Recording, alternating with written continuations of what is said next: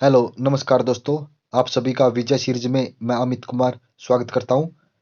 तो यह video SSC RRB या अन्य कोई भी एग्जाम उसके लिए मोस्ट इंपोर्टेंट रहेगी। तो इस वीडियो में एसएससी आरआरबी जितने भी आज तक हिस्ट्री के प्रीवियस ईयर क्वेश्चन है सब करेंगे। तो चलो अपनी क्लास की शुरुआत करते हैं। तो फर्स्ट क्वेश्चन, हड़प्पा सभ्यता किस युग की सभ्यता है? तो हड़प्पा कांस्य युग की सभ्यता है। हड़प्पा सभ्यता की खोज किस वर्ष की गई? तो हड़प्पा सभ्यता की खोज 1921 में। तो किसने की थी? दयाराम साहनी ने की थी। हड़प्पा निवासी किस प्रमुख धातु से अपरिचित थे? तो हड़प्पा निवासी लोहा धातु से अपरिचित थे। सिंधु सभ्यता में विशाल विशाल स्नानघर कहाँ पाया गया? तो सिंधु घाटी सभ्यता में विशाल स्नानघर मोहनजोदड़ो में पाया गया। भारत में खोजा गया सबसे पुराना शहर कौन सा है? तो भारत में खोजा गया हड़प्पा सबसे पुराना शहर है। हड़प्पा सभ्यता में हल से जोते गए खेत का साक्ष्य कहाँ से मिले? तो ये कहाँ से मिले? कालीबंगा से। कालीबंगा स्थान राजस्थान के किस जिले में स्थित है? तो कालीबंगा कहाँ पे है? तो ये हनुमानगढ़ में स्थित है। हड़प्पा सभ्यता का सार्वजनिक मान्यता काल कौन सा है? तो हड़प्पा सभ्यता का 2500 ईस्वी पूर्व से 1700 ईस्वी पूर्व। भारत की आर्थिक राजधानी क्या है? तो भारत की आर्थिक राजधानी मुंबई शहर है। जैन धर्म के प्राचीन आगम ग्रंथ की भाषा थी। तो आगम ग्रंथ की भाषा कौन सी थी? तो ये प्राकृतिक भाषा थी। किस चीनी शासक ने 1341 ईस्वी में मोहम्मद बिन तुगलक के दरबार में अपना राजदूत भेजा? तो किसी ने भेजा था? तोगन तैमूर ने। मयूर सिंहासन किसने बनवाया था? तो मयूर सिंहासन को शाहजहां ने बनवाया था। शाहजहां की बेगम का नाम क्या था? तो शाहजहां की बेगम का नाम मुमताज था। मयूर सिंहासन को बनाने वाला कलाकार का नाम क्या था? तो मयूर सिंहासन को बनाने वाला कलाकार कौन सा था? बादल खां थे। दिल्ली के सुल्तानों में ऐसा कौन सा था जिसने योग्यता के आधार पर पद देना प्रारंभ किया? तो योग्यता के आधार पर पद किसने देना प्रारंभ किया था? मोहम्मद बिन तुगलक ने।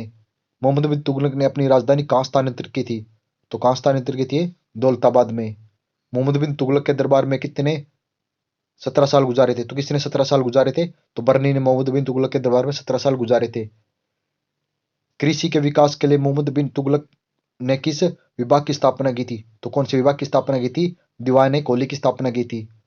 मोहम्मद बिन तुगलक ने किसे चीन के शासन तैगुन तैमूर के दरबार में अपना राजदूत बनाकर भेजा? तो किसे भेजा था? इब्न बतूता को। मोहम्मद बिन तुगलक को मानसिक रूप से विपक्ष किसने माना था? तो ब्रिटिश इतिहासकार एल्फ्रेड ने। महावीर ने जैन धर्म के सिद्धांतों में कौन सा सिद्धांत जोड़ा गया? तो कौन सा जोड़ा गया? ब्रह्मचर्य। महावीर के निर्माण के बाद जैन संघ का अगला अध्यक्ष कौन हुआ? तो सुधर्मन हुआ था। वैदिक काल में यव को कहा जाता था। तो वैदिक काल में यव को जो कहा जाता था। दिलवाड़ा के लिए प्रसिद्ध जैन मंदिर लोभ को बनवाया था। तो जैन मंदिर को किसने बनवाया था? तो श्लोकी ने बनवाया था। बौद्ध धर्म के प्रवर्तक गौतम बुद्ध का जन्म कहाँ हुआ था? तो गौतम बुद्ध का जन्म 563 ईस्वी पूर्व लुम्बिनी में हुआ था। शाक्य राजवंश के किस राजकुमार ने एक मान धर्म की स्थापना की थी? तो किसने की थी? सिद्धार्थ ने की थी। आर्यों का प्रारंभिक जीवन निर्भर था। तो पशु चरण पर निर्भर था। चरित्र दूसर मृत बाण का संबंध किस काल से है? तो वैदिक सभ्यता से है। कनिष्ठ बौद्ध धर्म किस शाखा का अनुयायी था जिसका प्रसार उसके मध्यम एशिया और सुदूर पूर्व में था? तो ये महायान था। कला की मथुरा शैली में मूर्तियों का निर्माण हुआ था रेड सेट स्टोन से।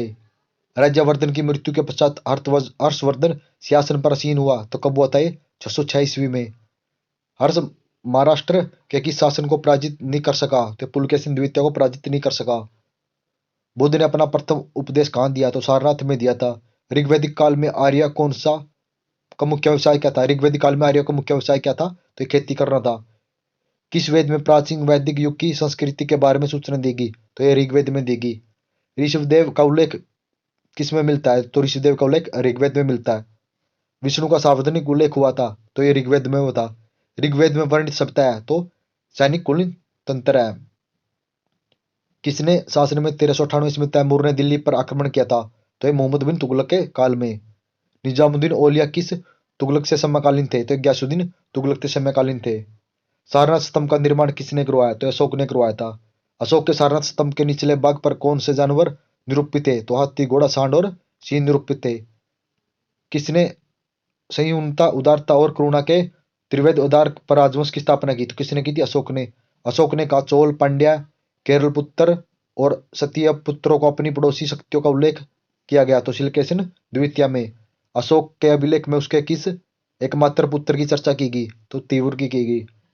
दिल्ली सुल्तान में सबसे लंबी अवधि तक किस वंश का शासन रहा था? तुगलक वंश का शासन रहा था। अशोक के अभिलेख में उसके किस एकमात्र पुत्र की चर्चा की गई? तो तिब्बूर में। हिंदुस्तान की राजधानी दिल्ली से दौलताबाद किस शासक द्वारा स्थानांतरित की गई थी? मोहम्मद बिन तुगलक के द्वारा।